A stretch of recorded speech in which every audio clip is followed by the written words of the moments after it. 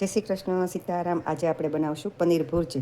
આ ટમેટાં સુધાર્યા છે, આદુ મરચાં ને લસણ, દહીં, ડુંગળી। આમાં મેં બધા રૂટીન મસાલા પલાળ્યા છે, ધાણા જીરું, હળદર, મીઠું, કાશ્મીરી મરચું એ બધું નાખીને પલાળી દીધું છે। અને આ આપણું છીણેલું પનીર અને મીઠું, અને આ આપણે ચણાનો લોટ શેકી નાખ્યો છે। હવે આપણે એને દહીંમાં નાખી દઈશું। આપણો લોટ શેકાઈને દહીંમાં આપણે એને હલાવીને એક રસ કરી નાખ્યો છે। હવે પછી આપણે આ દહીં, આ પલાળેલા મસાલા છે આપણા બધા, એમાં નાખી દઈએ। આપણે દહીંમાં શેકેલો લોટ હતો એ આપણે આ મસાલામાં બધું નાખી દીધો। આપણું આ તેલ આવી ગયું છે, એમાં નાખશું બટર, પછી નાખશું થોડુંક જીરું, ત્યારે નથી ઉપાડતી,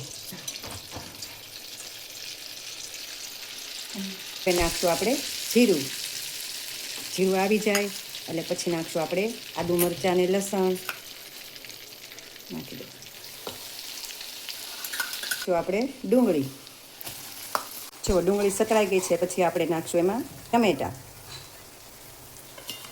ટમેટાને આપણે હવે સાતળવા દઈએ। જો આપણા ટમેટાં પણ સતળાઈ ગયા છે।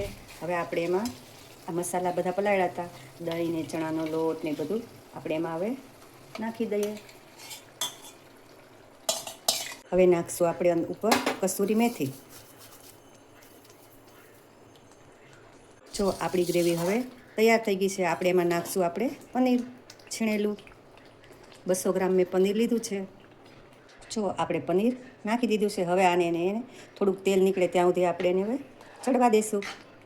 જો આપણું તેલ હવે છૂટું પડી ગયું છે, આપણી પનીર ભુરજી તૈયાર થઈ ગઈ। આ પનીર ભુરજીની રેસીપી આપણી તૈયાર થઈ ગઈ। એની ઉપર બટર નાખીને આપણે ગાર્નિશ કર્યું છે।